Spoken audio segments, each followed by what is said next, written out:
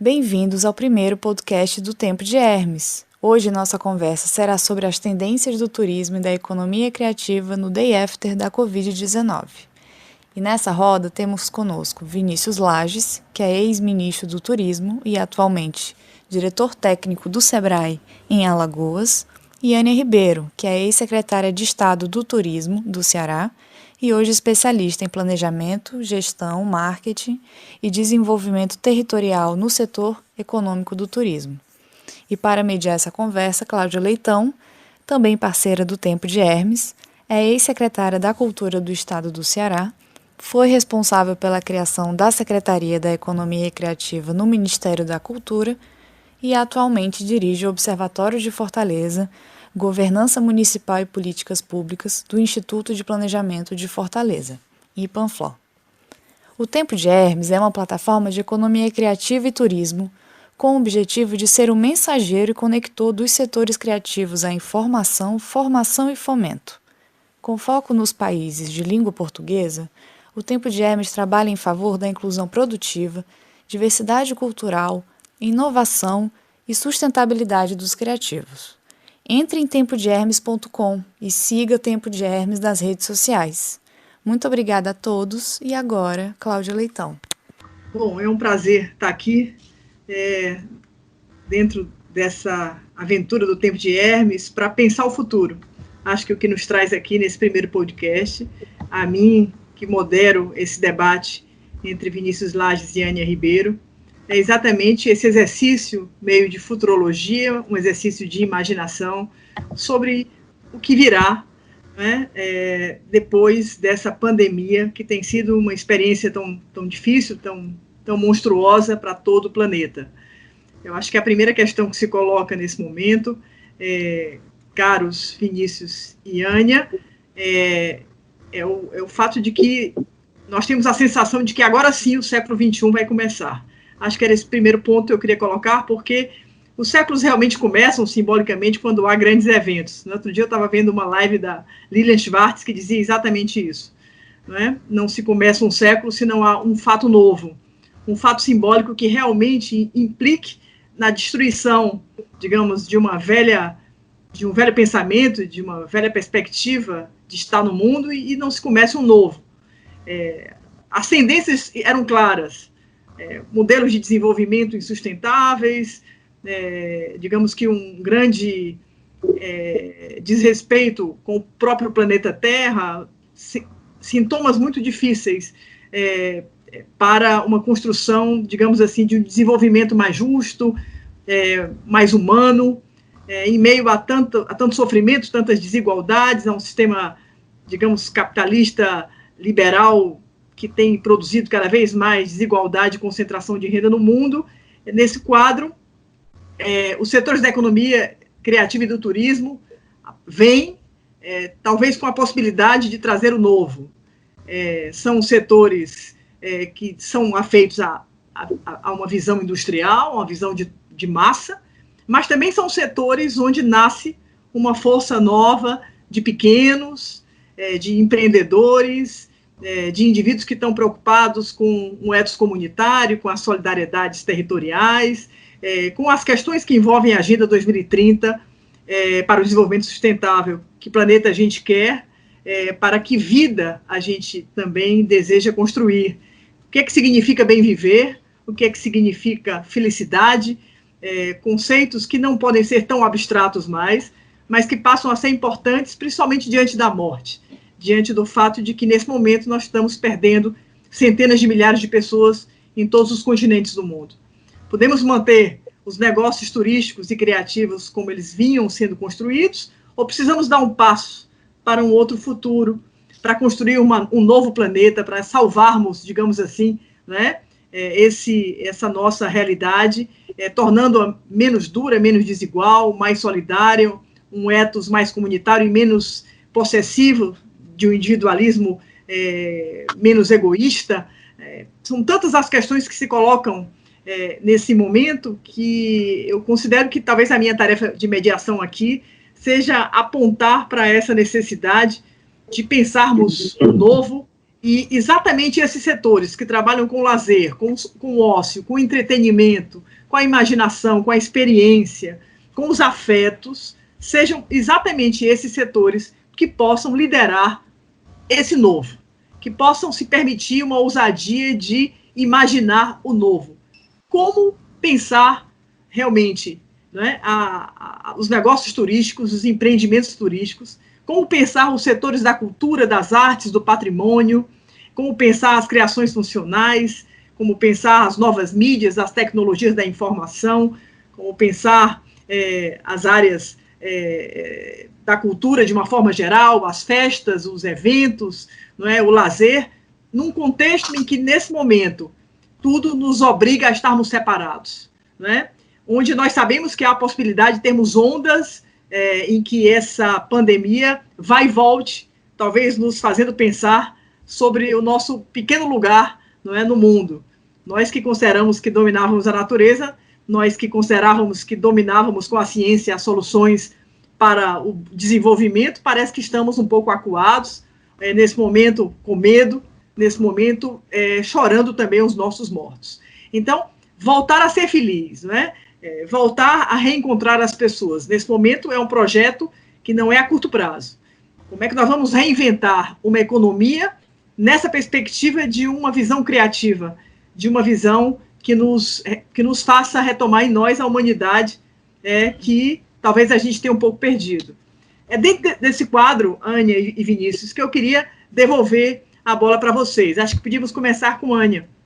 E eu queria dizer para a Ania, como é que você, Ania, que preside a Câmara Setorial de Turismo da Agência de Desenvolvimento do Estado do Ceará, que tem uma longa experiência na gestão pública e no mundo privado, como é que você vê as associações dos setores turísticos? Eu vejo muita gente dizendo assim, precisamos voltar, não é? As coisas vão entrar no normal. Haverá normal? Poderíamos falar realmente dos negócios turísticos da mesma forma que falávamos? Ou essa pedra já estava cantada de que o turismo de massa estava gentrificando cidades, de que o turismo estava também causando uma série de problemas e de impactos negativos nas cidades? Começaram a surgir movimentos, inclusive, contra o turismo, uma espécie de turismofobia. Eu estou aqui provocando você para ouvir de você exatamente esse day after. Como é que você consegue imaginar um turismo sustentável na perspectiva da Agenda 2030, que eu queria trazer aqui para unir as nossas conversas. Com a palavra, Ania Ribeiro. Obrigada, Cláudia. Inicio agradecendo esse convite para participar desse primeiro podcast da plataforma Tempo de Hermes. Isso nos honra muito. E as provocações ainda foram melhores, né? Não, eu não acredito que nós vamos voltar à normalidade do que era, não acredito. Eu acredito que nós vamos ter um novo normal, até porque essa experiência, esse momento que nós estamos vivendo, inicialmente em isolamento social e agora em lockdown completo, como aqui no Ceará, nós no momento estamos em lockdown, nos levou, nesses 2 meses, a exercitarmos novas formas, não só de viver e de nos comunicarmos numa transformação tecnológica que talvez tenha, com muita precocidade, trazido para em um tempo de 60 dias, aquilo que não aconteceria no mundo e no país tão cedo, com essa tecnologia, nos também associado aqui, em termos de viver a cidade, o espaço da cidade,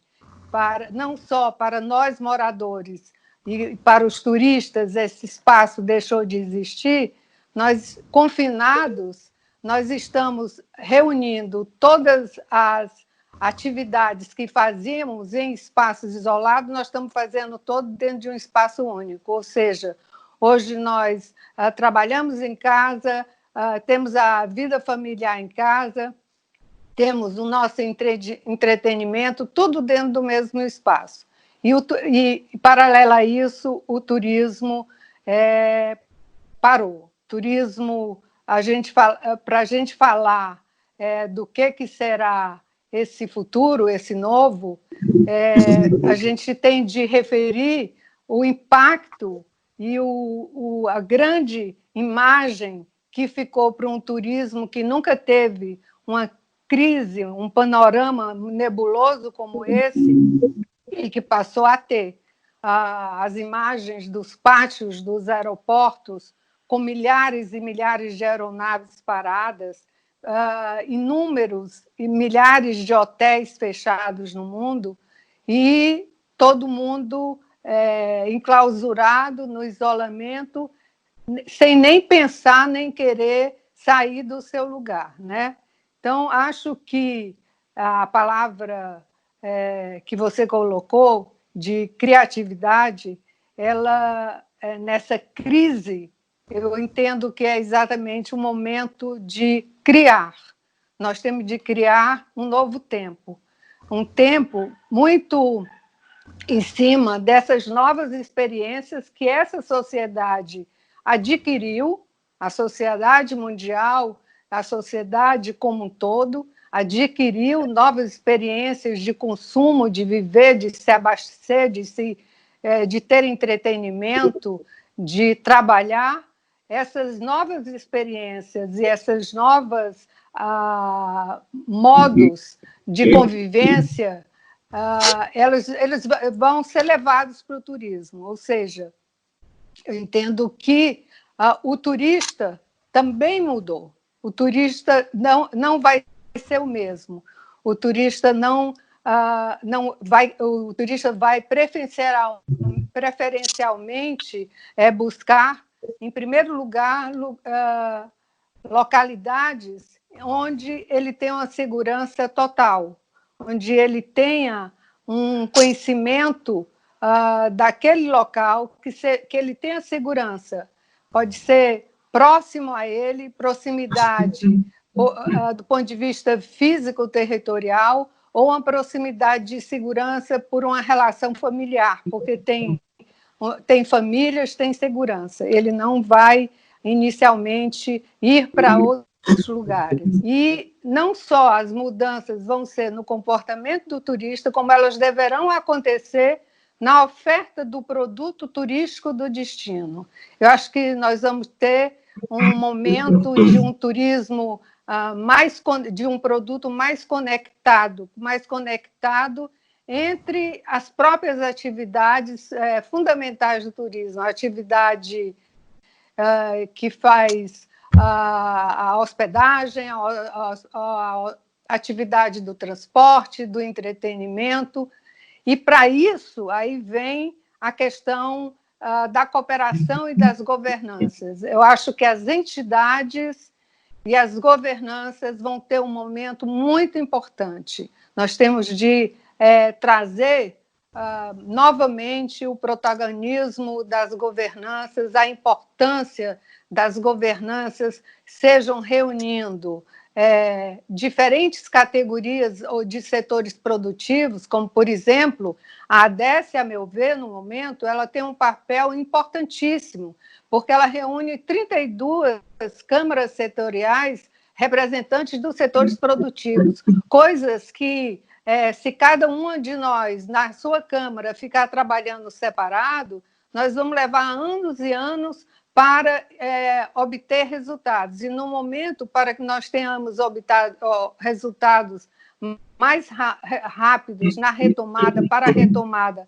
das atividades, tanto do setor do turismo como da economia criativa, nós temos que trabalhar de uma forma totalmente integrada. Então, eu acho que a conectividade, a integração são palavras-chave para essa retomada, tanto para o desenvolvimento de uma nova hospitalidade para o turista, que também deve mudar, deve ser uma hospitalidade mais humana, menos maciça, massiva, menos com o distanciamento que caracteriza um turismo em massa, vai ser uma hospitalidade mais humanizada, mais light, mais leve e, evidentemente, trabalhando e usando de tudo aquilo que a tecnologia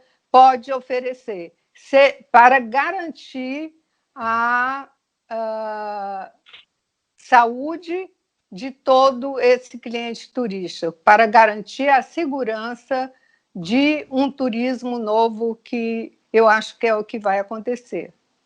Eu estava falando de conectividade e integração. Eu acho que essa conectividade ela deve se dar também nos territórios. Eu acho muito importante termos agora essa crise como uma oportunidade não só de recriar, mas uma oportunidade também de reconstruir uma nova sociedade, uma sociedade que seja mais justa para as desigualdades econômicas e sociais que nós temos. E isso deve ser feito no turismo, deve ser feito no desenvolvimento dos produtos e dos destinos turísticos, deve ser feito, né, dentro da realização dos eventos, quando nós podemos aproximar o turista da base local, ou seja, trabalhando com todas as formas e as tipologias que compõem a economia criativa, desde o artesanato, a música, a arquitetura, o design, tudo isso deve estar a favor da cidade, da apresentação da cidade como um destino de recepção, deve estar incorporado nos equipamentos que recebem o turista, no lugar que ele dorme, onde ele tem lazer, onde ele tem entretenimento, onde ele se alimenta, seja áreas construídas ou não construídas. Então, no meu entender, esse novo, ele passa por fazer conexão, não só uma conexão de gestão, mas uma conexão entre atividades que são oferecidas ao turista. Nós vamos acabar com aquele produto turístico que é vendido, que você tira da prateleira, você vai para o hotel tal, você vai visitar esse atrativo e você vai a esse restaurante, são esses atrativos, esse hotel, esses são restaurantes. Não deve ser isso mais o que vai acontecer. O que vai acontecer é que a comunidade local, através de suas entidades e de suas governanças, deve definir esse produto turístico imbricado e integrado e conectado em integração com as comunidades, com o local das comunidades. Ou seja, você tem no produto turístico o DNA do território, a vocação do território. Você tem no produto turístico a vocação e o saber e os saberes e os fazeres da comunidade, que é a comunidade receptora, de forma que você constrói uma imagem de identidade em cada um desses territórios. E por que isso é um momento oportuno? Porque como o caos foi instalado, e aí falando da conectividade dos modais de transporte, tanto aéreo como marítimo, como rodoviário, como ferroviário, todos foram quebrados ou foram proibidos. As portas, no momento em que as portas foram fechadas nos países, entre os países, foram fechadas dentro de um mesmo país, foram fechadas dentro de um próprio estado. Aqui no nosso estado, não se podia sair de um município para outro. Então, a tendência vai ser um retorno para um turismo próximo, um turismo regional, ou seja, o turista vai iniciar viajando de uma região leste para uma região oeste, de uma região norte para uma região sul, de uma região de serras para uma região de praia, porque ele tem a segurança de estar próximo e estar seguro da família, e estar seguro dos amigos do sistema de saúde que ele tem. Essa é uma segurança que o turista vai sempre estar querendo. E nessa oportunidade de desenvolvimento da região é que vem a necessidade das governanças se organizarem entre os municípios da própria região para valorizar e trabalhar em cima de produtos que deem a cada região uma identidade própria, a sua identidade baseada na vocação do território, nas diversas potencialidades. Por quê? Porque as pessoas que vivem naquele lugar, elas têm para o lugar uma identidade a ser colocada no produto turístico. A gente pode transferir algo que se constrói. Um edifício pode ser igual em um lugar nem outro, mas as pessoas que vivem no lugar são diferentes das pessoas que vivem nos outros lugares. Isso é que eu quero dizer como um turismo mais humanizado e que transfere do DNA local, transfere uma identidade para um novo produto turístico. Acho que nesse mesmo sentido, e aí já tendo falado um pouco da questão dessas viagens que vão ser próximas, as viagens, eu entendo que elas vão, no máximo, viagens aéreas vão ser curtas. Eu vou para um estado, eu vou para Recife, porque eu tenho família em Recife, então eu tenho segurança de ir para Recife, mas eu não vou lá para o Rio Grande do Sul, onde eu não conheço ninguém, que eu possa, numa emergência, não ter a segurança que eu preciso ter. Isso num primeiro momento. No segundo momento, eu acho que aí, quando, e ninguém sabe quando será este momento, as viagens nacionais ficarem mais seguras, até porque, aí voltando um pouco para o Covid-19, da mesma forma que o Covid-19 chegou no Brasil, começando na região sudeste, São Paulo e Rio de Janeiro, depois no Nordeste, os picos centrados no Ceará, em Pernambuco, depois na região norte, no Amazonas, no Pará. Essa pandemia ela tem curvas em tempos diferenciados, o que significa dizer que quando estiver terminando um estado, não significa que o outro esteja limpo. Então, essa segurança de viajar mesmo dentro do país, nós não sabemos quando nós vamos ter, porque são 26 unidades federativas mais o Distrito Federal, e cada um tem com características diferentes da forma que ocorreu a sua curva de ficar um destino limpo, como a gente quer que o Ceará chegue e volte a ser um Ceará limpo que garanta para o turista uma viagem segura. Essas viagens, então, a viagem internacional, ela ainda tem um outro fato que é muito sério, é que a própria aviação, o modal e as empresas de transporte aéreo internacional estão, com o passar do tempo, ficando cada vez mais em situações econômicas muito difíceis. Então, você não pode pensar num turismo internacional sem ter a menor ideia, e aí não é mais nem em função do Covid-19, é em função da própria economia da conectividade aérea, que ninguém tem a menor ideia quando vai se instalar. Um outro ponto, além das viagens, um outro ponto, além das viagens e do produto turístico que eu falei, um terceiro ponto que eu queria destacar é a questão dos eventos. Os eventos têm uma grande afinidade com o turismo e a economia criativa, e tem maior afinidade como indutor de retomada para essas regiões. As regiões de cada território, em cada estado do Brasil, e isso é igual em qualquer lugar do mundo, se você olhar a Camille, que está no Porto, em Portugal, as regiões turísticas, Portugal tem 19 regiões turísticas, num país menor que a distância do norte a sul de Portugal é menor do que a gente ir daqui para Juazeiro do Norte. Então, a gente leva mais tempo para sair de Fortaleza para Juazeiro do Norte do que para atravessar o país de norte a sul.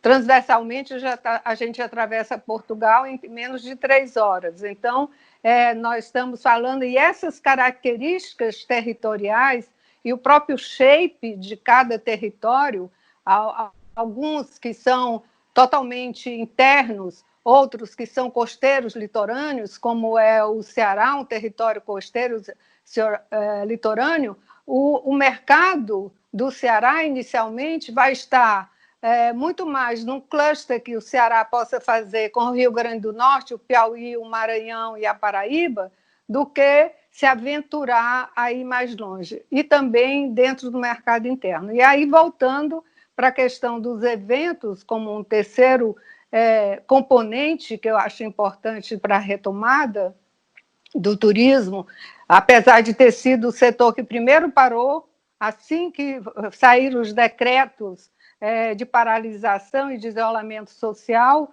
os eventos foram parados. Todos, não podia acontecer nenhum evento. Os hotéis não foram fechados, não entraram no decreto. Os hotéis no Ceará nunca entraram no decreto. Eles fecharam porque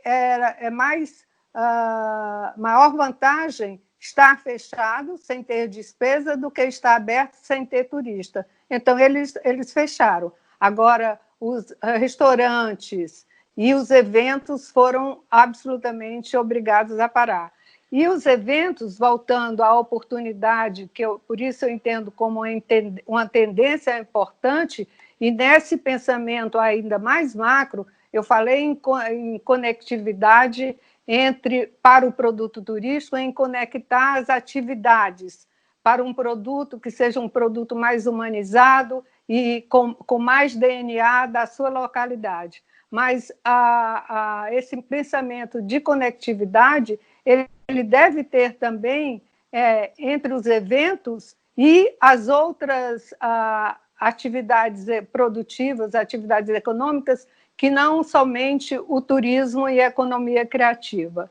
E essa regionalização que desponta como a dar suporte para a primeira etapa de retomada do turismo, essa atividade nas regiões também deve trabalhar com os eventos. E aí a economia criativa, em parceria, conectada com o turismo, pode transformar rapidamente os eventos. Os eventos também serão diferentes, serão eventos mistos, eventos presenciais e eventos híbridos, não somente eventos híbridos. Entendo que os eventos presenciais, como as feiras, elas não vão deixar de existir, porque é necessário para fazer um negócio. O que vai diminuir muito são as viagens comerciais, as viagens de negócio, que a pessoa, às vezes, ia 5 vezes para poder fechar um contrato, um negócio, e agora faz 4 reuniões e vai uma só para fechar o documento. Então, vendo que o nosso tempo acabou, eu fiz assim, uma pincelada geral, destacando esses pontos que envolvem a questão da conectividade, a cooperação, a sustentabilidade, a simplicidade, a simplificação do produto turístico e da forma de viver um próximo turismo para frente. Muito interessante, Ania, muito interessante. Acho que tem aí elementos para a gente pensar, para a gente refletir. Eu queria passar a palavra para o Vinícius, para que ele aí também avance nessa mesma linha de pensar o depois, né? Exatamente nesse sentido de que a Ania coloca, né? Tem um lado que é o lado do afeto, o lado do humano, o lado da proximidade, né? Mas tem um outro fato importante, que se a gente vai entrar no século XXI, a gente vai ter realmente que fazer uma inclusão digital eficaz e efetiva, né? Onde é que entram as tecnologias? Como é que nós vamos trabalhar negócios turísticos nessa perspectiva realmente de um mundo digital, Vinícius? Qual é seu exercício aí de imaginação? Bom, obrigado. Eu não sei se eu vou ocupar os 15 minutos. Normalmente eu tenderia a estender pela minha excitação em relação ao tema, mas eu vou tentar, onde eu conseguir parar, eu paro e a gente retoma, né? Mas eu queria dizer também que é uma grande honra e um prazer imenso estar participando desse primeiro podcast aí do Tempo de Hermes, né? Esse Hermes filósofo aí tão importante há alguns séculos atrás, cerca de 1.500 anos antes de Cristo, né? Aproximadamente aí, eu imagino. E eu acho que você deve falar sobre isso mais adiante, quer dizer, o que esse nome de Hermes implica, né? Essa beleza de um pensamento filosófico. E estar aqui com você, com a Ania, com quem tanto eu aprendi, e que juntos, né, na fundação do Ministério do Turismo, com o ministro Maris Guia, pudemos acompanhar, enquanto SEBRAE, toda a implementação de uma política de regionalização, e ela retoma a importância da dimensão territorial, da questão da governança, da articulação a nível do local, como importante para uma resposta para essas questões que você nos coloca aqui, Cláudia. E a Cláudia também, minha mestra aí de economia criativa e de tantas reflexões, né, sobre território, identidade e desenvolvimento. Eu vou tentar explorar 3 pontos de resposta, né, mas eu queria ancorar minha intervenção, primeiro, no que vinha acontecendo, né, segundo, onde estamos, que crise é essa, e o que ela apresenta para nós como questões, grandes questões, dentro desses temas aqui que você trouxe, e o que pode acontecer, né, em função de uma trajetória que já vinha do antes da crise, né, do inexorável, do ponto de vista da transformação digital, por exemplo, né, e de uma série de movimentos da economia, né, das instituições multilaterais, enfim, o que vinha acontecendo, para a gente tratar, então, e tentar responder a essas interpelações que você faz, né? Que setor é esse, né? E por que ele tem uma importância grande? E por que poderia ser o turismo e a economia criativa, né? Embriões, né, da construção desse novo, né? Dessa nova sociedade, dessa forma nova de produzir valor, de uma nova solidariedade, de pensar sustentabilidade, né, de pensar o globalismo mesmo, de pensar aquilo que a gente faz, né, como é que a gente vinha fazendo turismo, produzindo turismo, né, e por que esse setor e essa economia que é tão importante para o turismo, que é a chamada economia criativa, que tem várias interseções, elas podem sim produzir embriões aí do novo e do que a gente espera que seja de transformação acelerada por essa crise, né, que é também uma crise existencial. É muito além de uma crise de saúde pública, né? Turismo que representa mais de 10% do PIB mundial, cerca de 10% do PIB mundial e do emprego, né, no mundo, né? Então, não é uma atividade qualquer, é uma atividade que se conecta com vários setores industriais, com a produção primária, né, do alimento, né, até a sua transformação mais sofisticada, ou mesmo ali, né, aquele tira-gosto ali do boteco da esquina, né, toda essa conexão entre os diferentes elos, né, da economia, né, da produção, né, de valor, o turismo abarca, né, turismo que é também uma atividade que tem 2 pernas, e a gente tem que entender nesse sentido, turismo e viagens, né, daqueles que viajam porque quer, ou fazem turismo porque quer, né, e pode escolher a data, para onde vai, né, e aqueles que viajam e fazem o turismo porque precisam, de alguma forma, dentro dos negócios em que estão envolvidos, né, portanto, tem uma obrigação de se deslocar, né, porque turismo, no fundo, implica nesse deslocamento, né, do seu local de origem, né, portanto, realizar uma viagem, realizar um deslocamento, do ponto de vista físico, né, mas muito mais que isso, o turismo, e por isso que ele é portador do futuro, o turismo é uma perspectiva de evasão também, né? Evasão nossa no sentido de descoberta, de conectar-se, né? De buscar esse novo, né? Nos informarmos sobre outras culturas, outros modos de vida, outras paisagens, né? Tudo essa beleza de ser uma atividade econômica, mas uma atividade que tem uma potência fantástica, né? Sobretudo quando ele é bem praticado, sobretudo quando ele pode, como bem colocou a Ania, recuperar elementos da sua essência, né, do convívio, né, da humanização, da sustentabilidade, do respeito, né, do convívio fraterno, né, e não essa lógica mais econômica de massa, né? Vocês imaginarem que em 1950 apenas 25 milhões de pessoas no mundo cruzaram as suas fronteiras, né? Ou seja, 70 anos atrás, apenas 25 milhões de pessoas viajavam de um país para o outro, né? E nós encerramos o ano passado com mais de 1,4 bilhão de pessoas atravessando fronteiras, né? Você vê a escala que nós atingimos, né? Aproximadamente, segundo dados da própria OMT, cerca de 6 bilhões de pessoas viajam dentro dos seus países, né?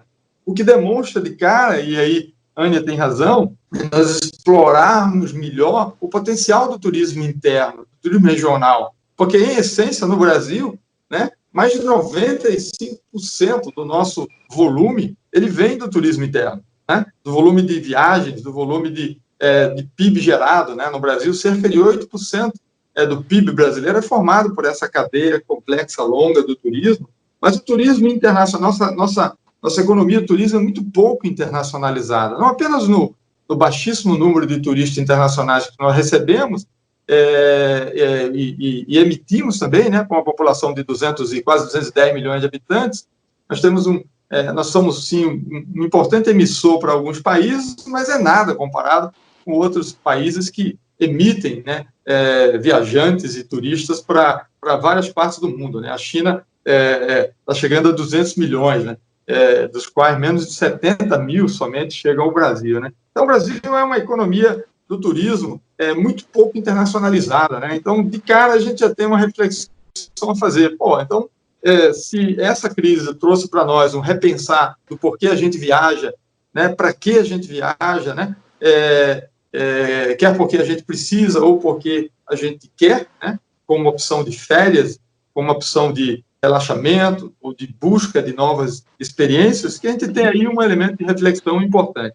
Mas eu falava que em 1950 a gente tinha somente esse número de turistas viajando internacionalmente e só cresceu ao longo de sucessivas décadas, na medida em que nós tivemos melhores meios de transporte e a experiência foi se alargando, a capacidade instalada nos países, nos diversos continentes, né? Na Ásia, África, América Latina, né?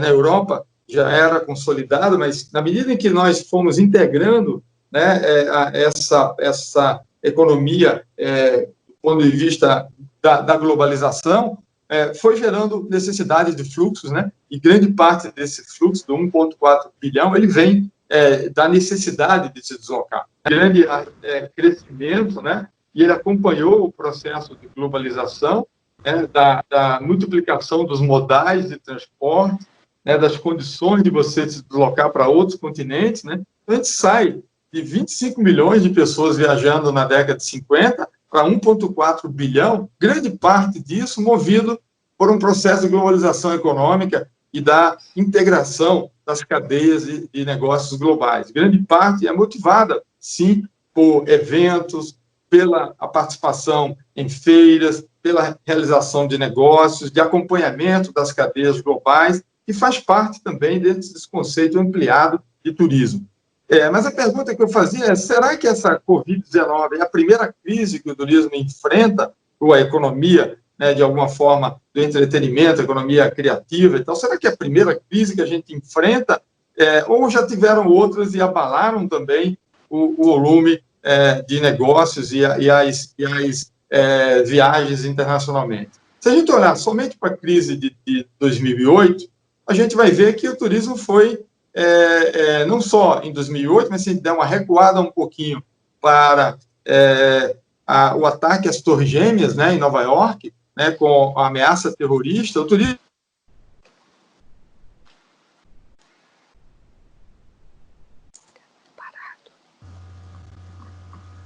Vinícius, eu acho que travou mais uma vez. Eu vi, aparece agora, eu vou ficar atento, eu repito. Ela apareceu na tela, aí quando fizer, eu recuo. Então, eu dizia que o turismo sofreu, né, com o ataque às Torres Gêmeas, né, um grande abalo, um abalo na confiança, né, na segurança de poder pegar um avião, de visitar as grandes metrópoles, alvo, possivelmente, de forças terroristas, né, e rapidamente, se você olhar a curva de volume de turistas, ela sofre um primeiro abalo e cresce. Cresce porque o turismo foi capaz de responder, né, através de medidas de segurança, de incorporação de tecnologia, de screening, né, tornou a viagem mais complicada. Nós tivemos o embaixador do Brasil, chanceler do Brasil, tendo que tirar o sapato para poder entrar nos Estados Unidos, né, logo nos períodos subsequentes ao ataque às Torres Gêmeas. Mas, rapidamente, se readquiriu procedimentos, protocolos, e você consegue trazer o chamado easy traveling, né? Essa facilitação de viagem com reconhecimento biométrico, etc. Uma nova possibilidade de você estabelecer grandes volumes de fluxos turísticos. Claro que quanto mais você dá o dado, quanto mais você abre da sua privacidade para as plataformas, para os mecanismos de rastreamento, menos fila você vai enfrentar e menos desafios você vai enfrentar. Eu volto a falar sobre isso, o que é que o digital e as tecnologias, os dados têm a ver com essa nova crise que a gente enfrenta, que é de saúde pública, né? Onde as saídas para das diferentes distanciamentos e lockdown tem a ver com o maior monitoramento do cidadão e da informação que ele gera para as autoridades de saúde, né? Então, nós tivemos ali na Torre Gêmeas e, na sequência, 2008, 2009, tivemos uma queda de 4%, a crise, né, na Bolsa, né, todo o impacto econômico que foi gerado, teve queda e, logo depois, o turismo retomou. Mas o que eu quero dizer é que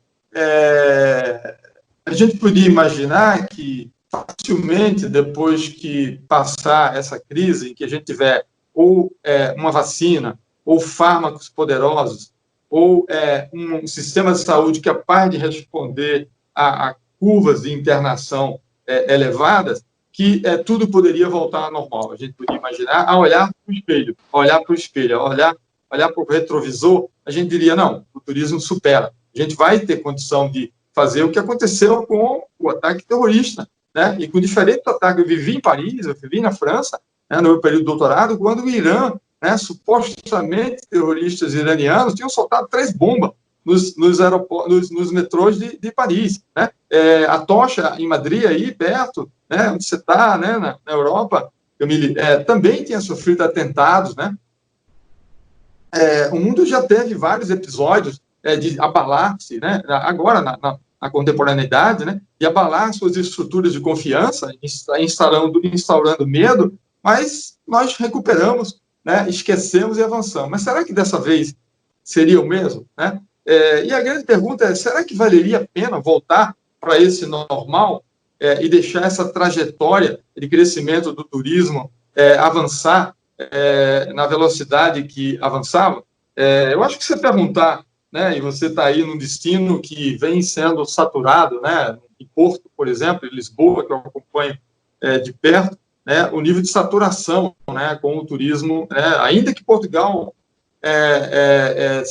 tornou o destino, o melhor destino, né, por sucessivos anos, e que você anda nas estradas portuguesas. Eu fui, normalmente, os 2 últimos anos eu fui no final dos 3 últimos anos eu fui no final. Então, você encontra tanta estrada sem carro, que você diz, bom, isso aqui não tem muita gente, não, né? Mas quando você vai nas cidades, né, na pequena Viseu, né, você vai em Porto, vai em Guimarães, a quantidade de gente já não é mais a mesma experiência, né? E eu vi muitos relatos de portugueses agora, mesmo num período mais confinado, reapreciando a cidade na sua beleza, né, na sua uma volta de uma normalidade, né, que o turismo já não permitia, né? Então, será que a gente quer voltar para o overtourism, né? Será que a gente quer provocar reações como acontece em Barcelona e grande parte dos destinos no mundo, né?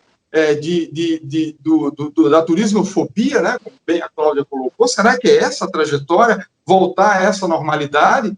Nós podemos voltar a essa normalidade, mas certamente não é uma normalidade que nos interessa, né? Até porque as condições de reconfigurar essa trajetória existem, né? Nós já temos hoje elementos suficientes para planejar melhor, né, e organizar melhor, né, tanto que várias cidades já estabelecem pedágios, né, limites de fluxo, né, porque elas não querem se tornar uma Veneza, elas não querem ter mão dupla, com um sinal para as pessoas andarem nas ruas, como o destino saturado, né, a Disneylândia, né, de adultos que virou Veneza, ou mesmo Nova Orleans. Se vocês forem em Nova Orleans, é uma experiência que, sem ser nos picos, na loucura dos grandes festivais, Mardi Gras, etc., é uma outra experiência fantástica, rica culturalmente, né, com toda a herança que a Louisiana tem, né, de uma sociedade híbrida, né? Mas quando você vai no período em que o turismo está lá pleno, né, não é uma mesma experiência. Então, está claro que a trajetória que a gente vinha caminhando não era a boa direção. E também a gente já vinha vindo o mundo indo numa direção, né, mas sobretudo mais recente, do protecionismo, né, do xenofobismo, né, com as migrações, ou seja, deslocamentos forçados de milhões de pessoas no mundo, né, que não estavam fazendo nenhum turismo, né, estavam tentando sair da situação de miséria ou de ataques genocidas em seus países, em perseguição política, né, mas milhões de pessoas estão refugiados e deslocados e fora das suas residências há algum tempo, e gerou, sem dúvida, né, em vários países, aí, sobretudo na Europa, uma preocupação grande, né, exacerbando de alguma maneira, tendo uma formadores para gerar, né, uma reação contra esse estrangeiro, né, indesejado, né, em seus países. Então, a gente via um mundo que estava meio doido, um mundo que você estava querendo construir barreira física, né, um mundo em que você tem os micro-organismos, né, um vírus, né, que contamina a humanidade. O indivíduo achar que construindo um muro conseguiria botar uma barreira, né, quase que uma perspectiva medieval, né? Eu adoro as cidades medievais, visitei diversas, né? Acho lindo aqueles muros, mas eles não têm nenhuma utilidade na contemporaneidade, né? Nem mesmo estética, né?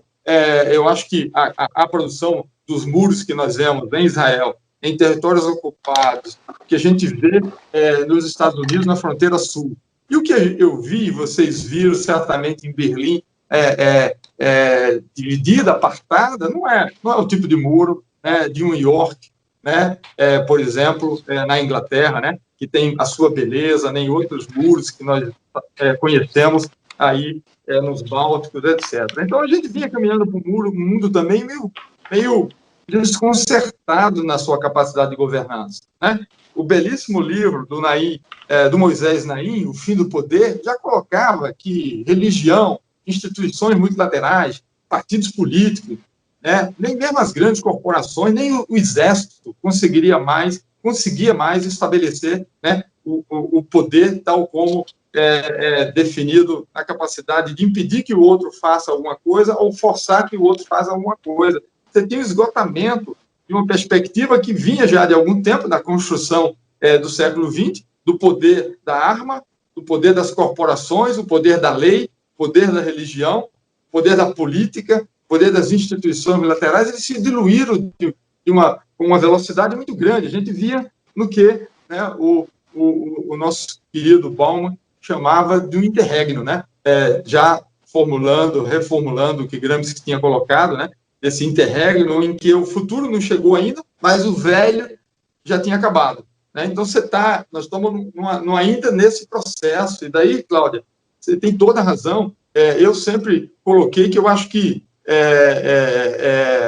apesar de Hobsbawm ter formulado a perspectiva do fim, né, do século XX ali, né, quando o muro de Berlim cai, etc., a gente tem, efetivamente, o século XX acabou agora. Né? Ele já vinha acabando, mas ele acaba agora, e nós temos que refundar esse novo. Né? E que essa crise traz uma perspectiva muito interessante para a gente repensar, em termos de modelo de negócio, em termos de modelo de sociedade, em termos de valores, em termos de pensar o papel do Estado, em termos de pensar as perspectivas de solidariedade global, né? Porque é rico, pobre, preto, branco, mulher, índio, todo mundo se ferrou nessa, né? E foram os países mais ricos que viram, né? Eu estava em Nova York em dezembro, em janeiro, e rompi o ano fazendo, né, uma corrida no Central Park, e meu filho era para estar lá já fazendo pós-doutorado, felizmente não foi, né? E ela foi impactada de uma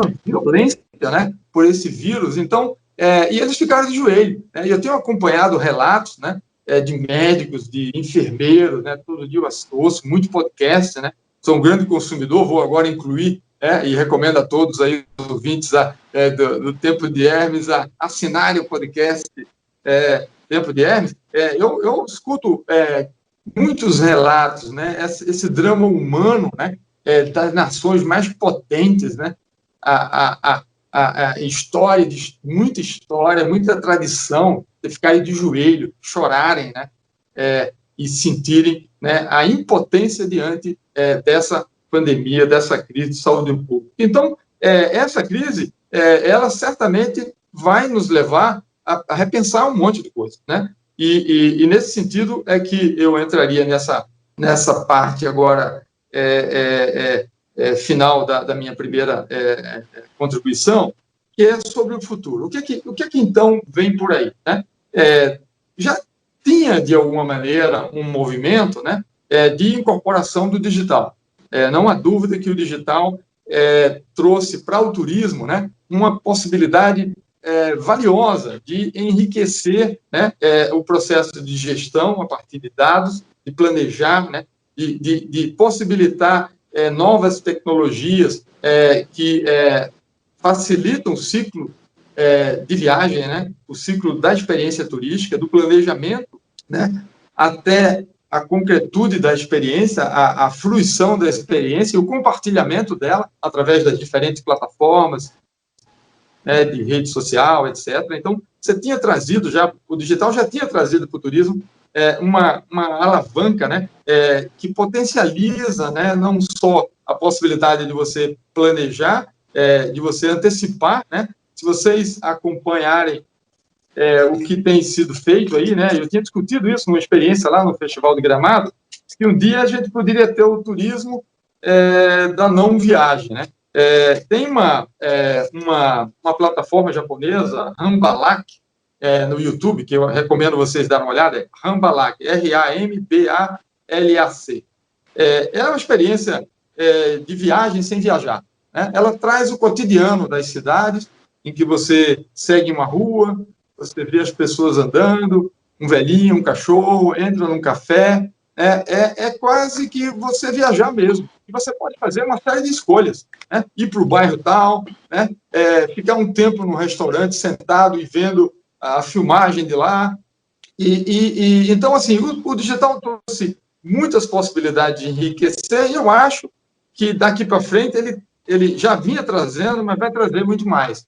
Sobretudo nessa perspectiva do eu não preciso mais me deslocar tanto quanto eu tinha em um tempo anterior, né? Meio que numa febre de viajar de qualquer jeito, né? Turismo de massa, etc. E ainda colocou, as pessoas às vezes faziam vários deslocamentos desnecessários quando a gente já tinha, né, as plataformas de telepresença, né? Nós já tínhamos essa ferramenta aqui que nos une, né? Estamos em 2 continentes e 2 estados do Nordeste conversando, e eu não vejo nenhuma, talvez porque eu conheço vocês duas, né? Então eu consigo estar pertinho da energia maravilhosa que vocês transmitem, mas eu não sinto nenhuma diferença entre exceto a possibilidade de tocar, abraçar, sentir, né, o tom de voz menos mediado por essa tecnologia, que isso diminua, né, a possibilidade de a gente ser produtivo, realizar negócios e até conhecer uma experiência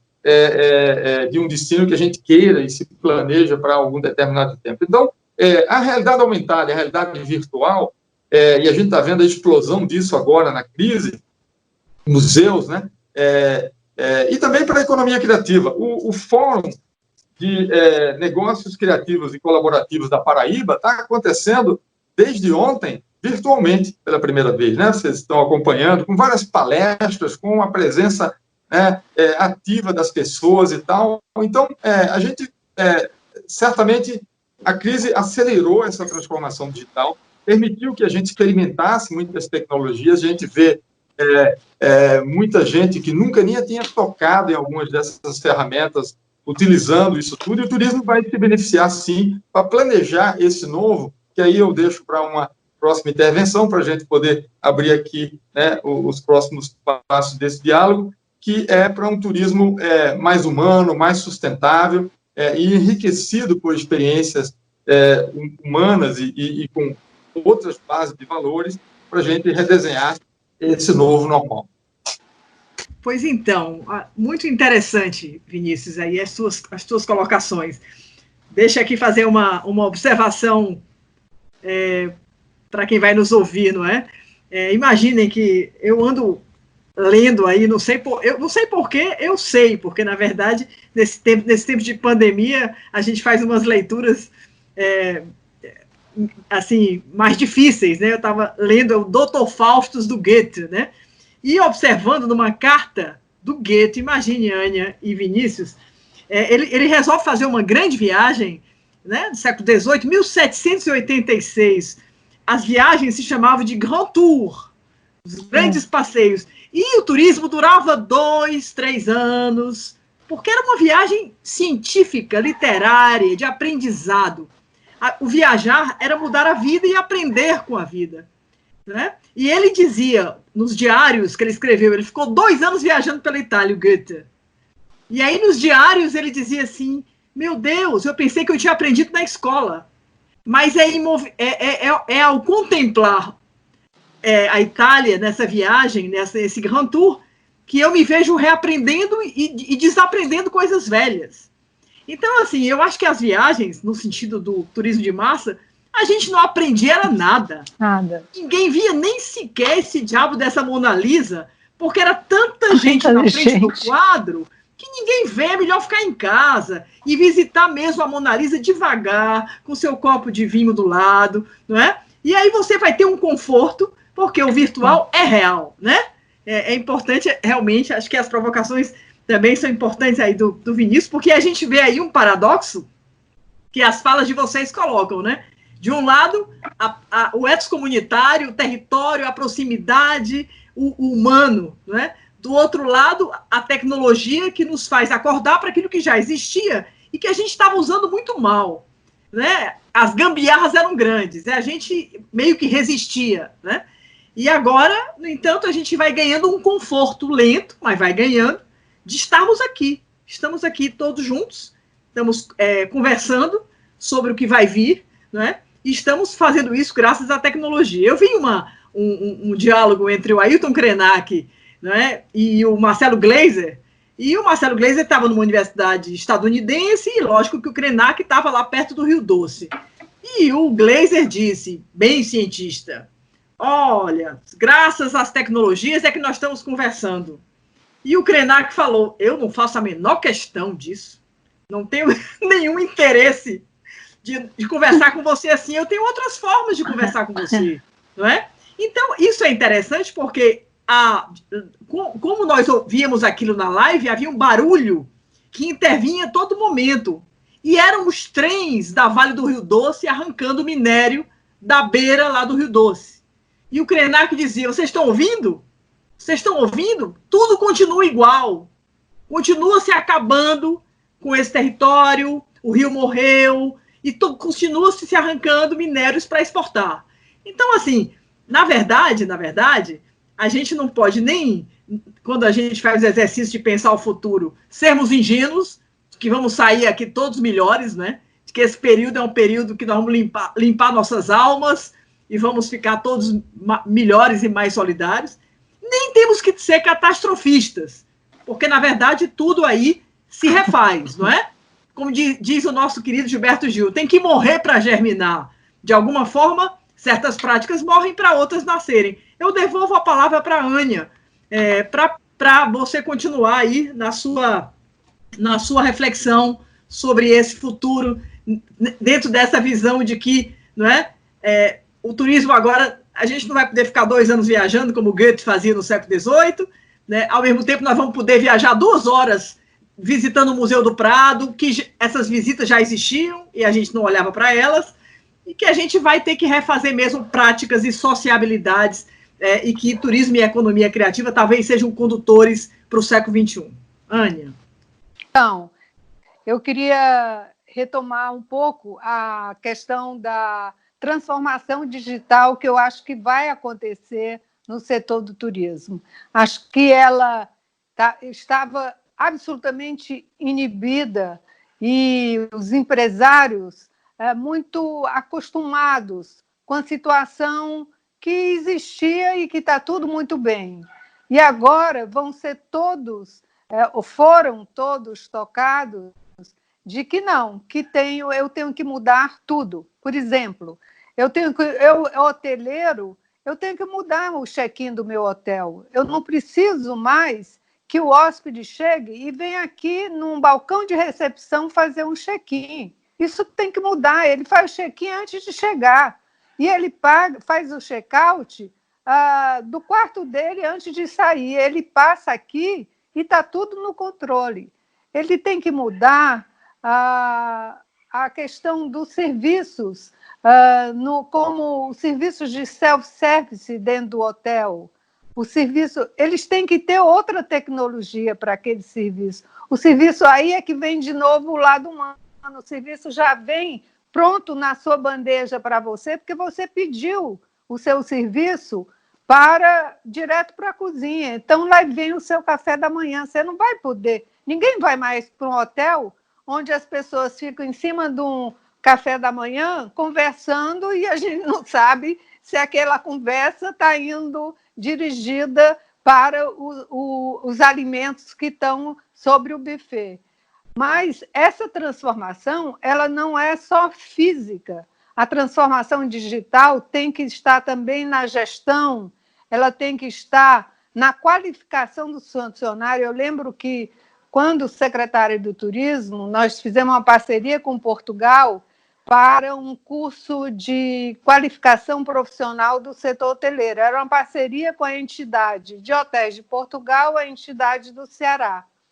E o curso aconteceu, os professores, e tinha uma parceria que a Embratu também apoiava o traslado dos professores. Então, era uma parceria muito bacana.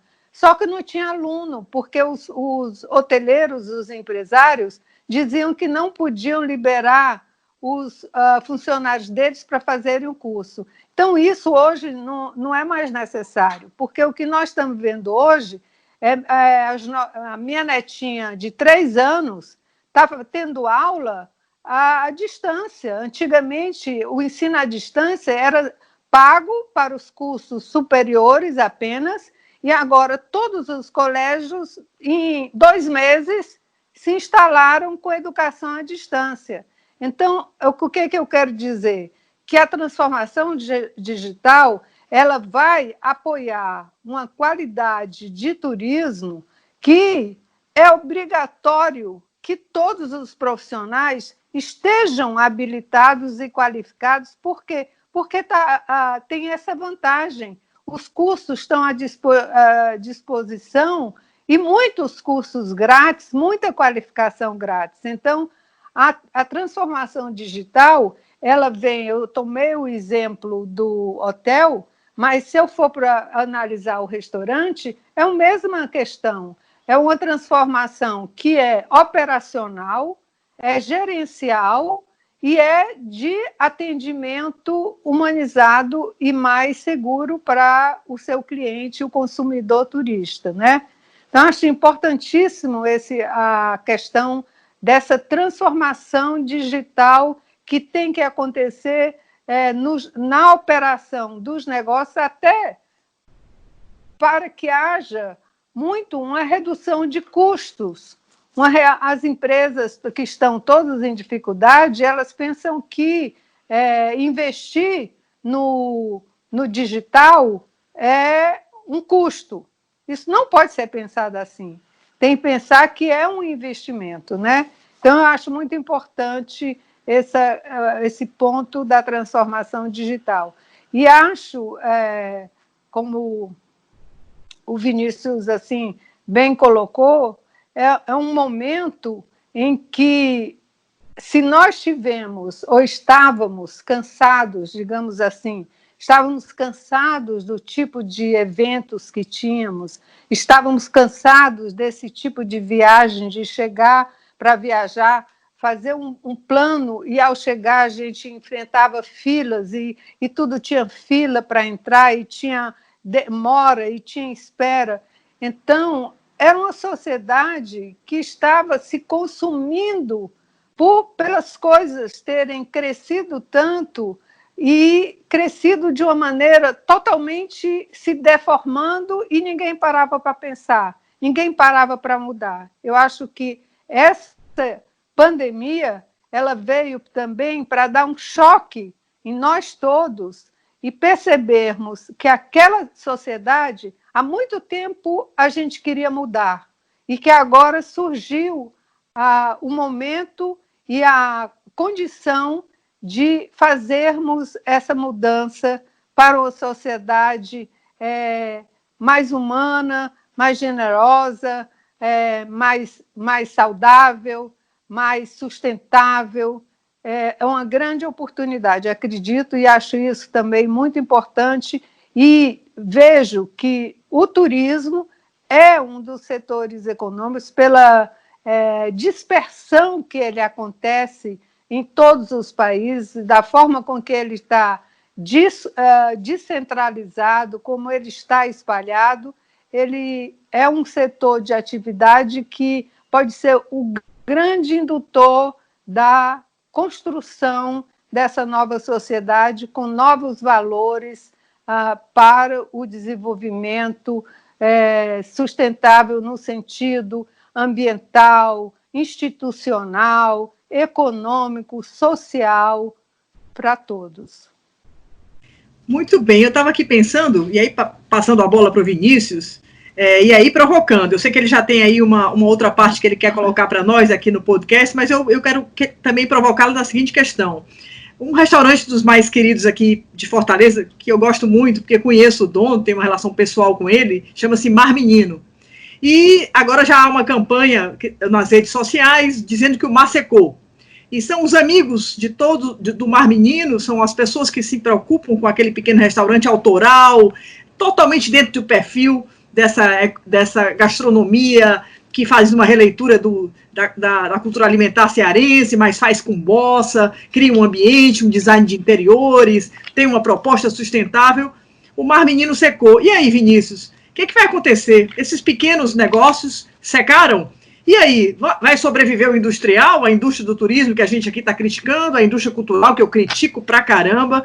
Eu estou querendo pensar na sobrevivência dos pequenos. Será que os pequenos vão ter um espaço depois? Eles vão morrer todos, ou vão morrer quase todos? E aí tem a história de que vai ter que morrer para germinar? Vai morrer muita gente. E a gente não sabe ainda o tamanho desse impacto, por exemplo, nesse setor que você fala, de bares e restaurantes, e na cadeia de alimentação fora do lar. E eu volto a falar exatamente sobre isso, porque eu acho que o embrião do futuro pode estar aí nesse movimento.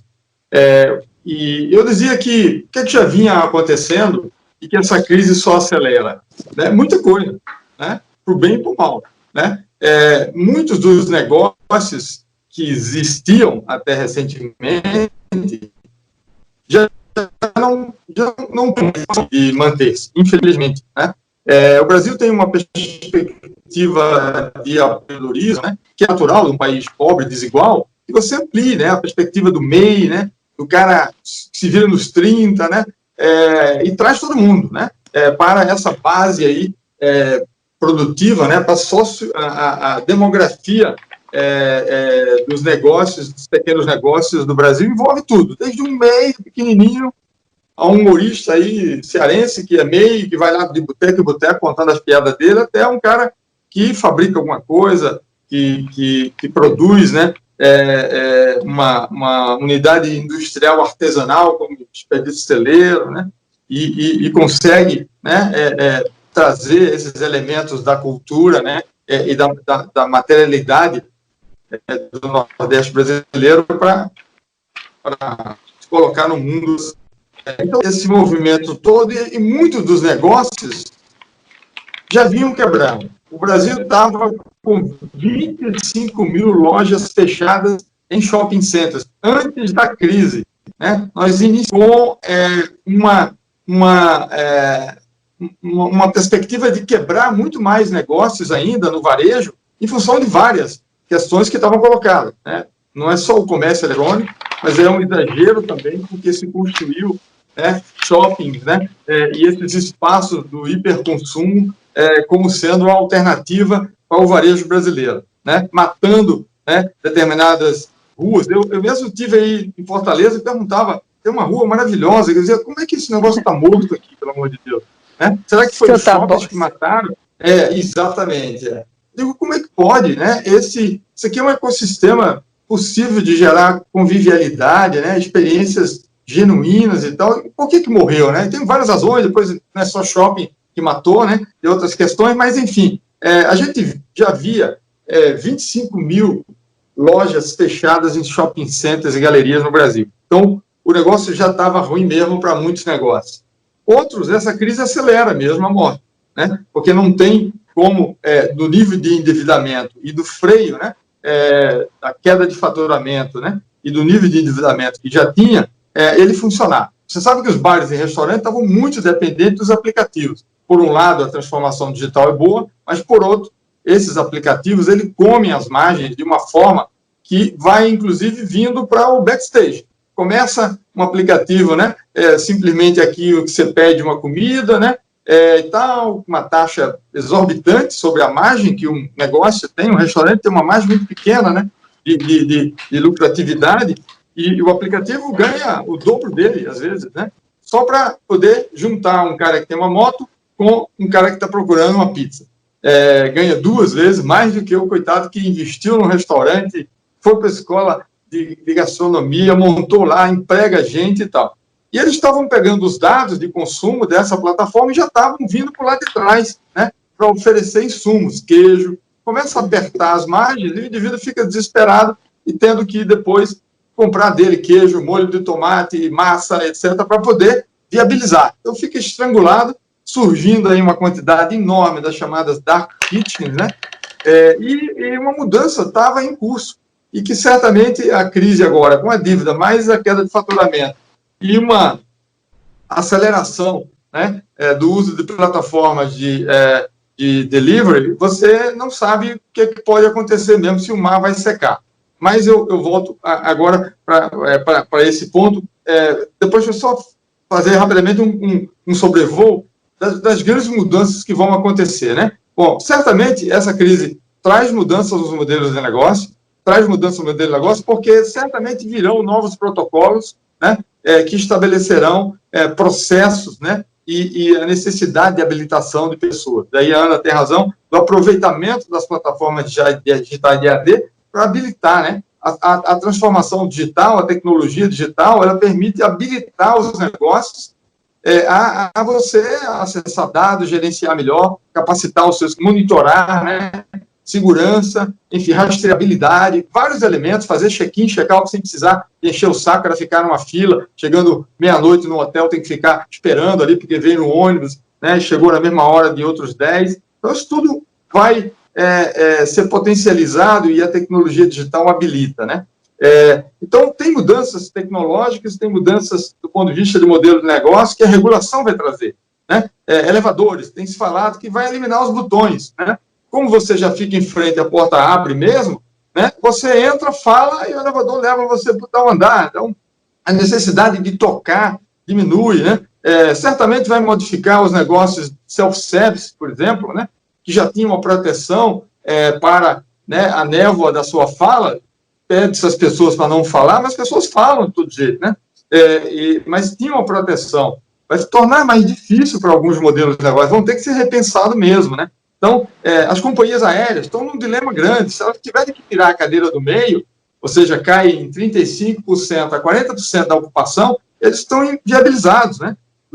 São 33 mil aviões, tem uns, mais ou menos uns 25 mil que estão no solo nesse momento. Nem se sabe se essas companhias conseguem recuperar, né? Por isso que elas foram priorizadas nos pacotes de ajuda e tal, porque elas não sabem se elas saem de novo, começam a voar de novo. Se tiver que voar com regulação excessiva, com exigência de tirar vou mandar um artigo, acho que é de hoje, do Estadão, que é muito engraçado, sobre a nova regulação e como seria viajar, né, e voar, né, dentro do novo regramento. Os aeroportos vão mudar, né? Claro que o procedimento de higiene, todos os protocolos, como mudou para a segurança antiterrorista, a gente vai ter que se preparar, viram outras. Tem mais de 1.700 vírus habitando animais que nos circundam.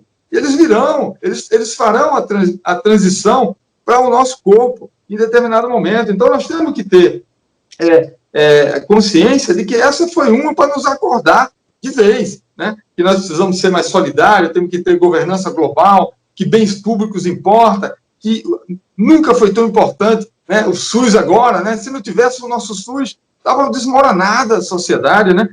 Na sua capacidade de responder. Os seguros, as seguradoras, né? Claro que elas vão ter que ter prêmios mais abrangentes para situações desse tipo. Milhares e milhares, milhões de pessoas no mundo ficaram sem poder viajar, desesperadas com as suas reservas, ainda não sabem como vão ser recebidas, porque as apólices não previam essa situação. Então, a indústria de seguro vai ter que ser repensada também, né? Os países que foram menos afetados e que conseguirem transmitir valor em termos de saudabilidade, de um slow tourism, né? De um turismo mais humano, mais cuidadoso, né? Que tenham realmente uma capacidade de se projetar, como vocês colocaram, o Ceará saudável, né, que vocês colocaram aí, sadio, o Ceará seguro. Ceará limpo. Ceará limpo, né? Esse posicionamento é muito importante para poder a gente reconquistar, né, a segurança e a confiança de quem quer viajar. Porque quem precisa viajar, claro que vai ter outras formas de realizar os encontros que talvez não faziam e agora podem fazer virtualmente, né? Vai crescer as tecnologias de telepresença, realidade aumentada e virtual, que torna essa experiência de assistir jogos, né? Assistir concertos, né? Não essa improvisação, né? Essa coisa do live da Ivete Sangalo, que não é artista, mas é bom, é a Ivete Sangalo, é isso mesmo, né? Mas pode ser diferente, o Nando já fez de um jeito, né? Cada um está fazendo de um jeito, mas elas podem ser experiências fantásticas, com realidade aumentada, virtual, com uma qualidade de som. Eu já fui a dezenas de shows em Brasília, que eu não sei se era melhor do que a minha televisão e o meu vinhozinho sentado no sofá, não, sabe? Então, as pessoas vão escolher melhor. Por que eu vou viajar? Né? Por que eu tenho que me deslocar tantas horas? Por quanto tempo eu vou ter que viajar? Né? Será que a cadeia, o ciclo de viagem vai ser certamente repensado nessa perspectiva? Eu acho que, sem dúvida, aí é onde eu penso que, do ponto de vista da cooperação científica, tecnológica, a gente não dá para ficar brincando de que tenha, né, um protecionismo dos sistemas nacionais, que a gente não se integre. Os Estados Unidos mostrou a besteira que ficar disputando, inclusive, com os estados, né? Nós vamos ter que ter uma perspectiva global de pesquisa, né? E vale para o turismo. A OMT certamente deve abrir protocolos de pesquisa, de incentivo à inovação, para a gente pensar as saídas, né? Não só do ponto de vista da prevenção de riscos de saúde pública, mas como é que pode ser seguro viajar, como é que é viajar de uma maneira mais sustentável, né? Usando todas as aprendizagens dessa crise, né? Então, eu penso que o embrião mesmo, a semente, né, que germinará o novo, vem dessa morte desse velho, né, de um inercial que vinha de insustentabilidade, de overtourism, né, de uma desumanização das relações, de uma desgovernança global, né, de um certo retrocesso, né, civilizatórios. Se a gente vê o que aconteceu do ano passado para cá, do ponto de vista da paisagem política, não só no Brasil, mas no mundo, né? Das ideias que surgiram, né? Das conflagrações que surgiram, meu Deus do céu, para aí que eu quero descer, deixa eu ir para um outro lugar, porque esse planeta está indo para um lugar que não me interessa nem a pau, né? Tem que dar um freio, e esse freio, ele pode sim permitir, e essas atividades e aí eu encerro aqui, quer dizer, o que é que vinha também acontecendo, e era uma perspectiva que mais amedrontava Steve Hopkins, que amedronta Harari, que amedronta Elon Musk, que amedronta muita gente que está pensando no futuro. É que talvez a nossa geração, né, seja a última que se conhece mais do que as coisas, né, do que as tecnologias, né, os aplicativos e as plataformas, né, e que nós sejamos também, talvez, a última geração em que nós seremos humanos, 100% humanos, né? E a gente, quando fala de turismo, e já fala nessas novas formas de vivenciar a experiência sem se deslocar, a gente pode estar já se adaptando, se preparando para o que virá, que é de uma fusão tecnológica, né, de uma implantação de implantes, né, de próteses tecnológicas que serão introduzidas no humano, e que vai pode potencializar, né, a nossa experiência, né, como a tecnologia hoje digital no estado atual já potencializa. Eu planejo melhor a minha viagem, eu consigo fazer mobilidade inteligente, eu consigo me localizar, se eu usar o Google, eu consigo ver a rua, não me perco, vou ali.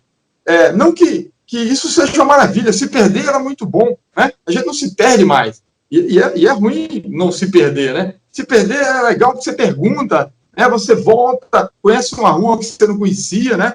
Eu me lembro bem, minha mãe, quando viajava, ela reclamava pra caramba que tinha uma mala que perdeu, ou não sei o que, errou, chegou no lugar errado e tal.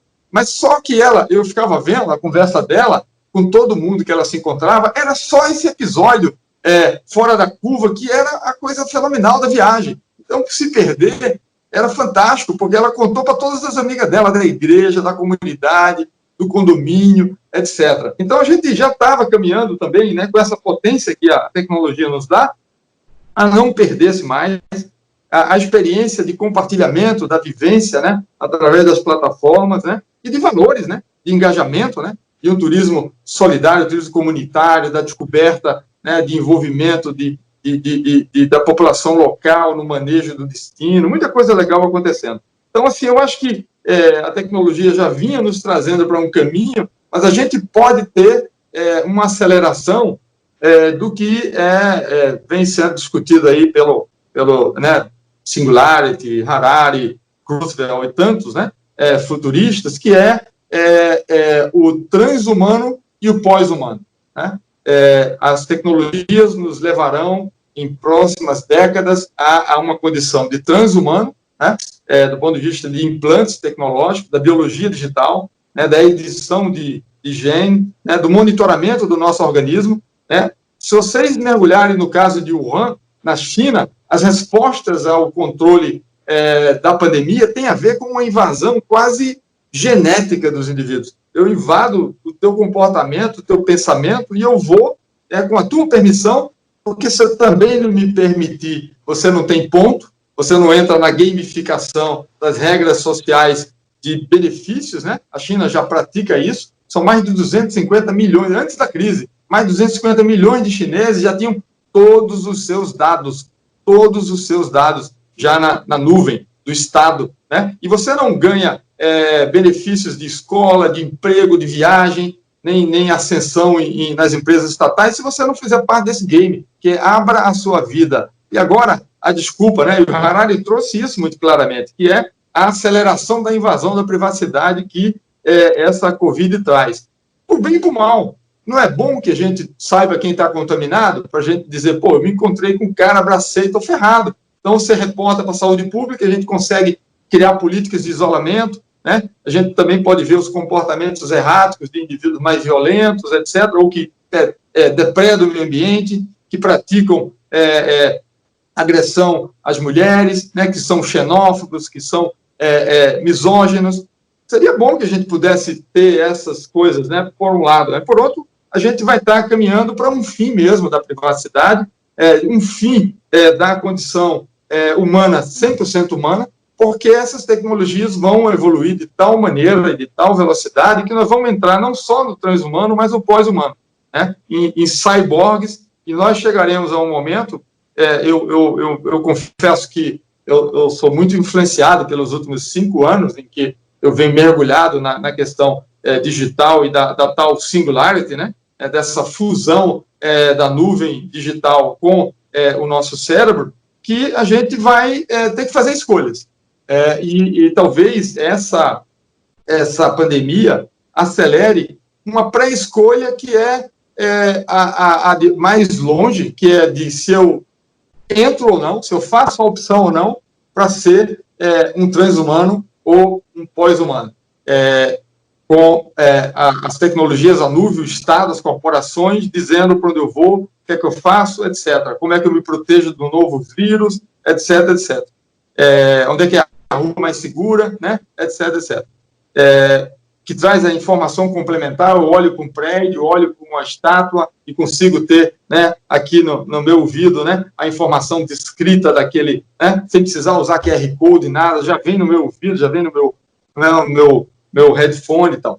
Tudo isso, beleza, você pode optar e lá na frente você pula para o trans, a gente pode agora, e essa experiência é boa, né, para a gente uma opção de uma sociedade, né, mais solidária, mais humana, mais sustentável, né, se mirar nos objetivos do desenvolvimento sustentável e redefinir, né, um movimento, e aí sim começar de alguma maneira a refundar, né, uma convivência, né, em que tenhamos novos pactos de fundar, né, refundar, digamos, a sociedade, refundar o pacto federativo, refundar as relações entre o global e o local, entre o federal e o regional, enfim.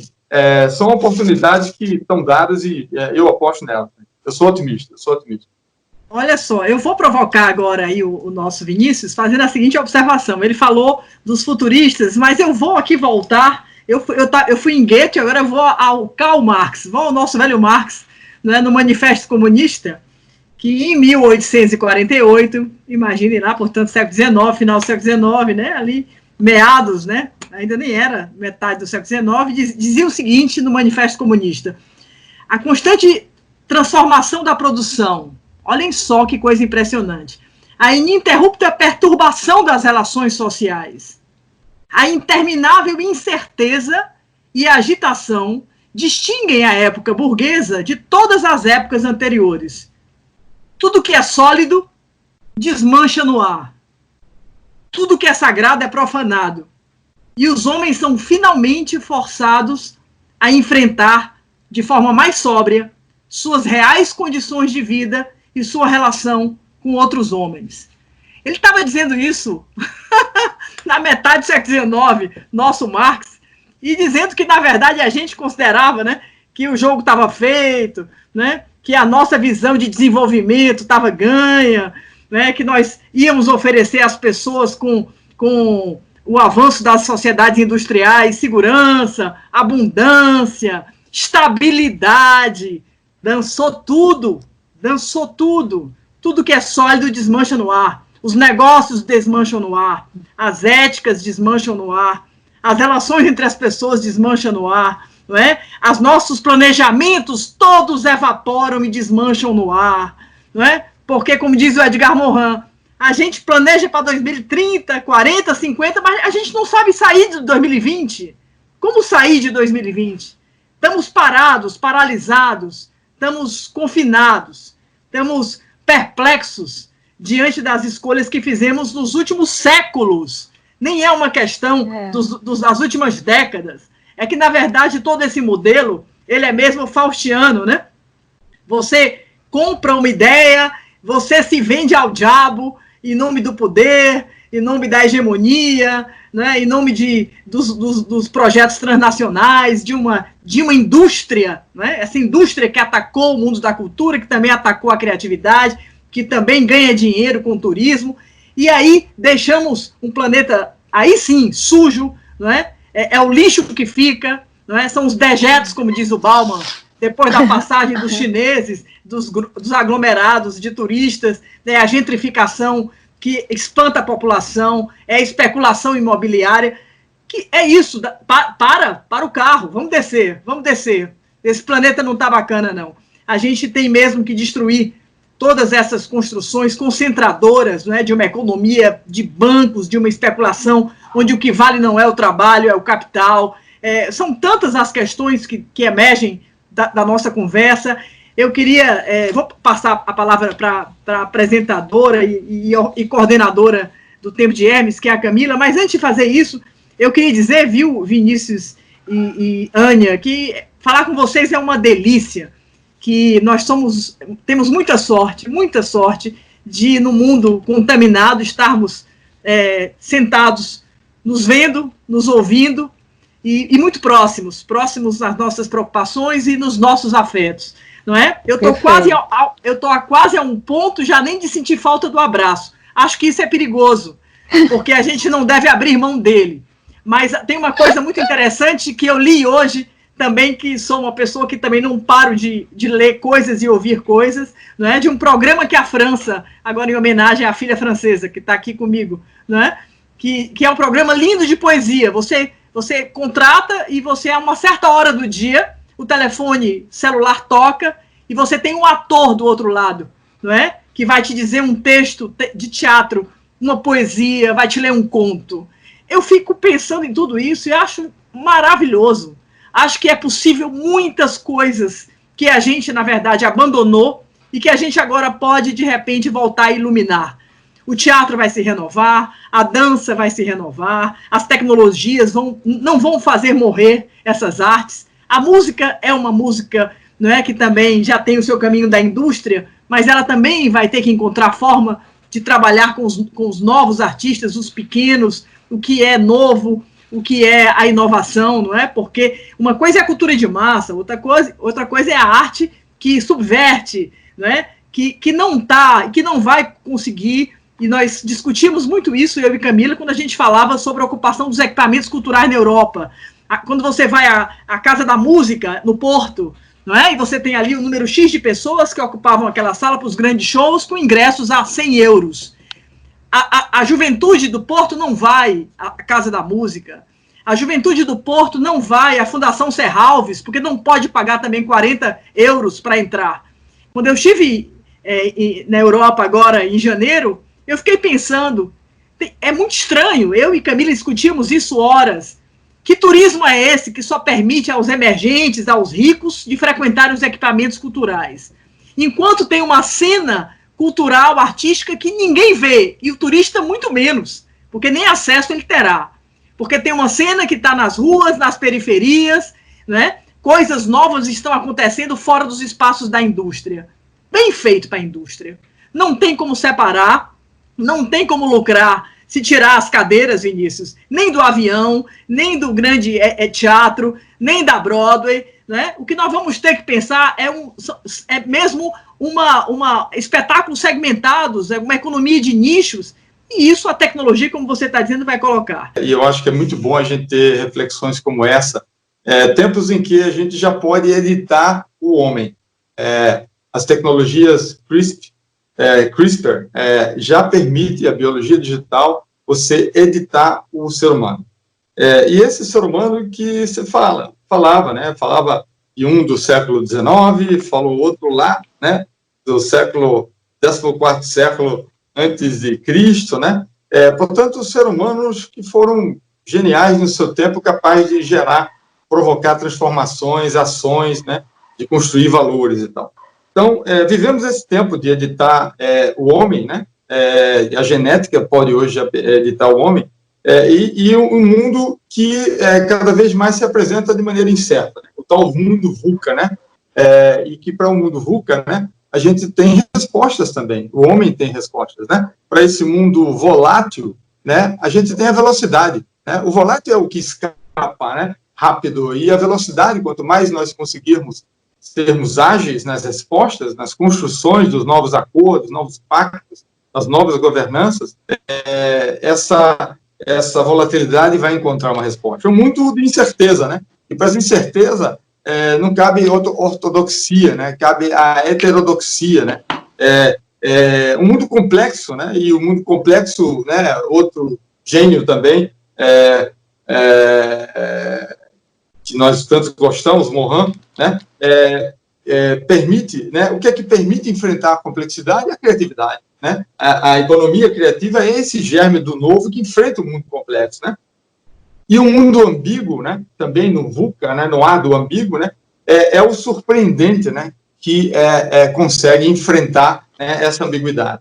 Então, eu dizia assim, ainda que nós já vivemos uma época em que é possível nós editarmos o humano, nós temos dentro de nós uma química poderosa, né?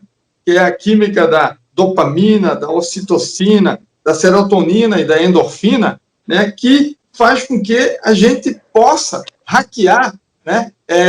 Aquilo que nos move na direção errada, né? Se nós juntarmos a essas 4 químicas do cérebro a adrenalina da ação, né?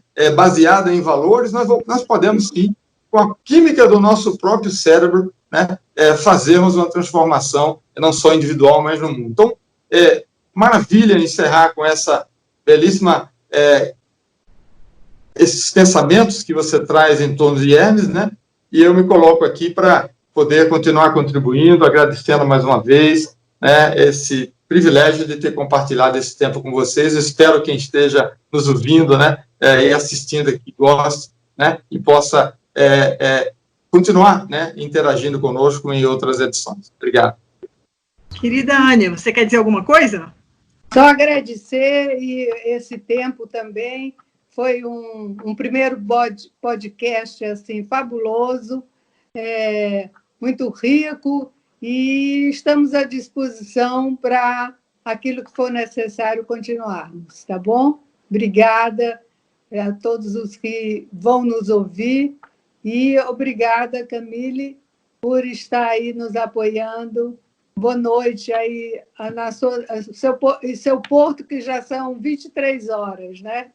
Então, para terminar, eu queria dizer para vocês o seguinte, que quando eu falei do Hermes, o Hermes, que é a nossa plataforma, quando nós sonhamos com essa plataforma, ela nem era tão importante. Hoje ela é importantíssima.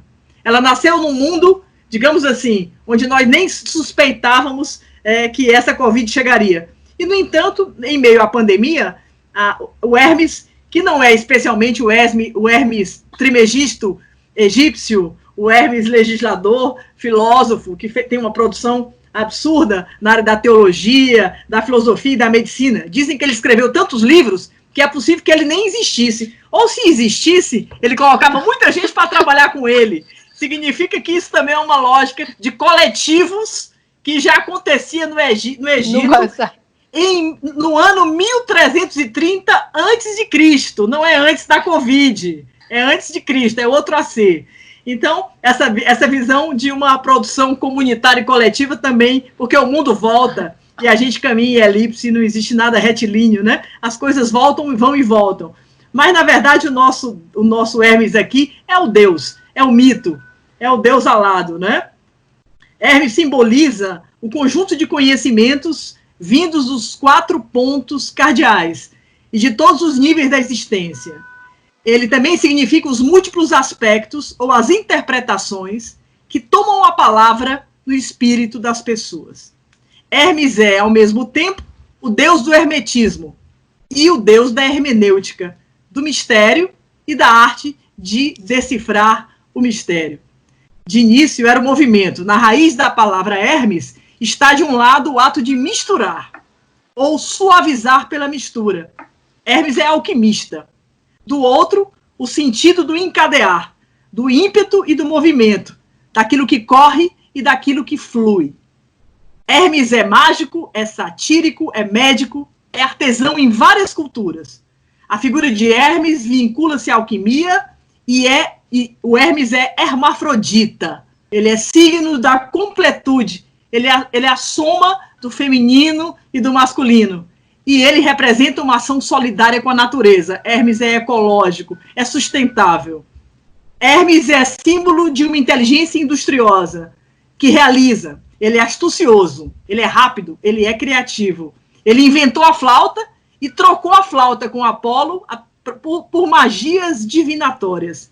Hermes é viajante, é turista, Ania, é nômade. Ele é o deus das negociações, das intermediações, das encruzilhadas, representado sempre pelos 4 ventos, por 4 rostos, que olham ao mesmo tempo para o passado e para o futuro. Né? Eu penso que essa figura do Hermes, né, que a gente construiu para uma plataforma que vai ter longa vida, né, e que eu fico muito feliz da gente estar aí urdindo esse novo, né, esse outro instrumento de comunicação, nos mostra mesmo que os nomadismos estão ocupando, né, os tempos da vida, tempos trágicos, tempos de paralisia, de liquidez, de dispersão, de ebulição, de fusão, de confusão, que é o fundir com, não é? Esgarçamento de fronteiras, rejeição do mainstream, e a gente precisa juntar o ancestral e o novo, a gente tem que religar saberes, a gente precisa de uma ética e de uma nova estética que conspirem pelo humano. Eu acho que é um pouco o que nós fizemos aqui, um diálogo de encontro de espíritos, de ideias e um lugar de afetos, onde o futuro que vier, a gente vai enfrentar ele, né? Estamos juntos. Com certeza. Em nome do Tempo de Hermes, a gente agradece essa riqueza de informação da Ania Ribeiro e do Vinícius Lages. Foi um grande prazer ter vocês aqui, nessa grande abertura do primeiro podcast de muitos. Provavelmente ainda voltaremos aqui os 4 para mais temas e mais conversas. Acho que recicla muito as ideias, é muito bem-vindo a gente poder conversar, é importantíssimo. E, enfim, muito obrigada, até a próxima. E confiram o podcast do Tempo de Hermes no tempodehermes.com, estará disponível em todas as plataformas. E até a próxima.